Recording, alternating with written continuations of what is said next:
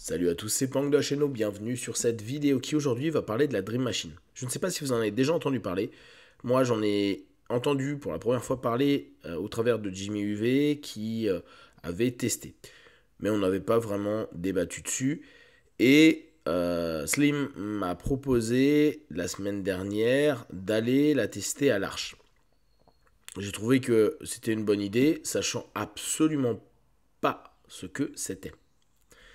Donc, on s'y est rendu avec Slim et l'expérience a été assez amusante. Après, ce qui m'intéresse, c'est vous donner mes réflexions autour de cette machine et peut-être plus généralement sur tous les outils qu'on peut utiliser en plus dans nos sessions d'accompagnement. Alors, la machine joue avant tout par la lumière. Je vous invite à aller regarder la forme que ça a. Et j'imagine que sur internet, il y a quelques photos ou images que vous pouvez facilement trouver.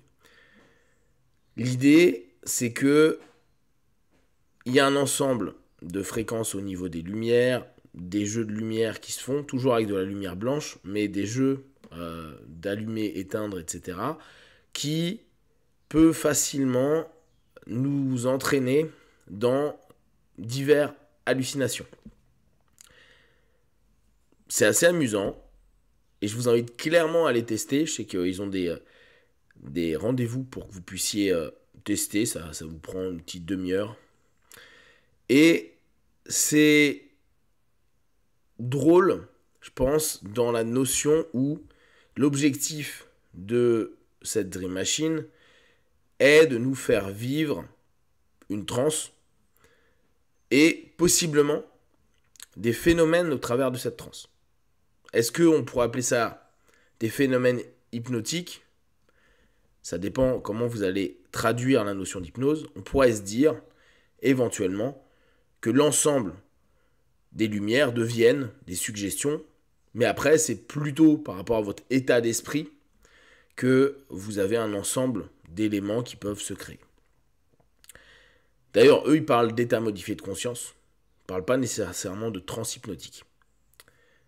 Pour quelqu'un qui est complètement novice dans le travail de méditation, le travail d'auto-hypnose, en somme, dans le travail de gestion des trans, il est possible qu'il y ait un vrai wow effect.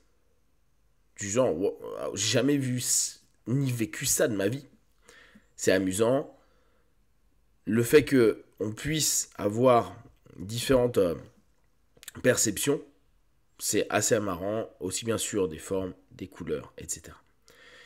La chance qu'on a eue, c'est qu'il y a eu un petit problème. Et donc on a fait un programme supplémentaire.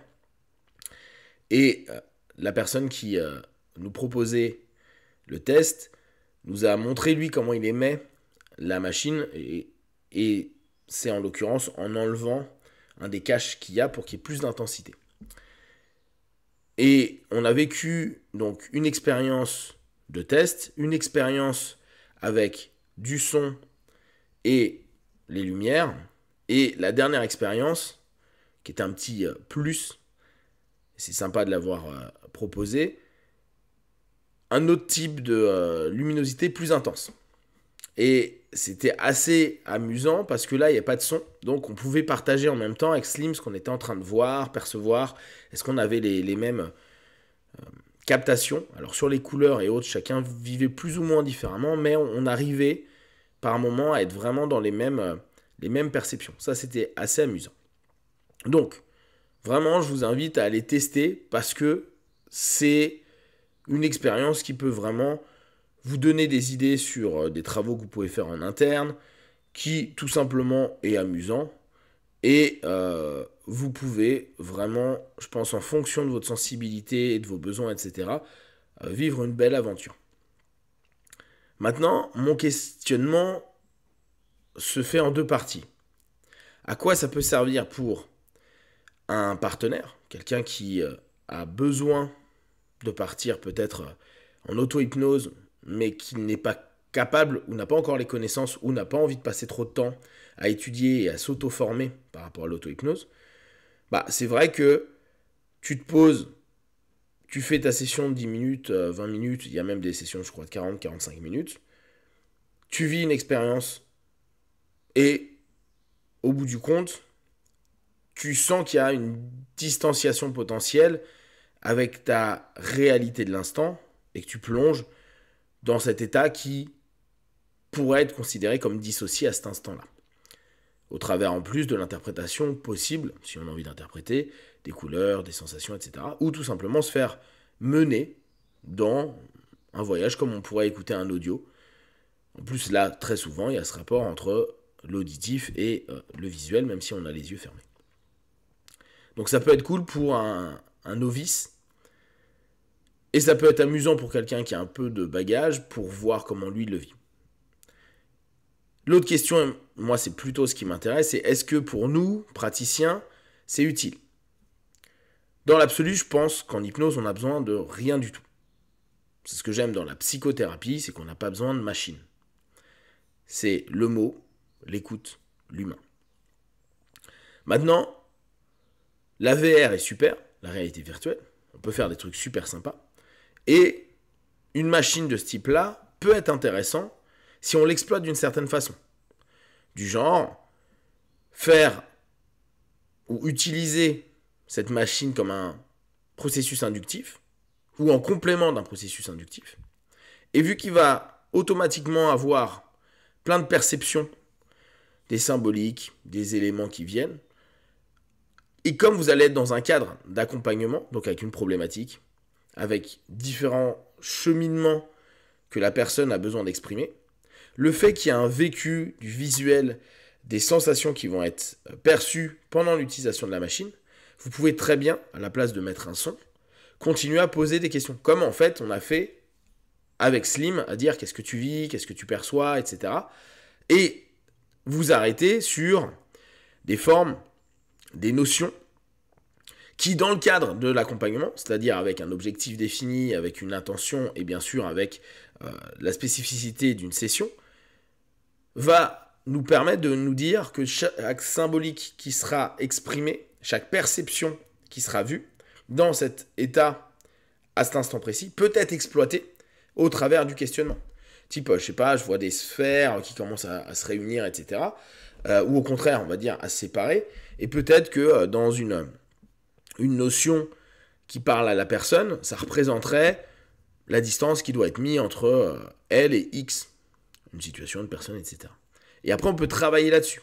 Ce qui permettrait juste un jeu d'interprétation au travers de notre questionnement.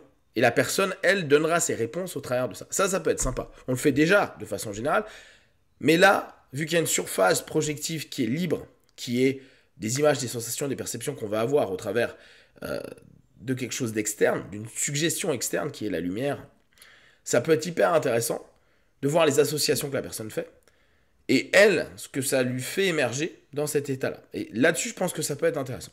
Maintenant, je ne le ferai pas à chaque session, mais ça peut être une option.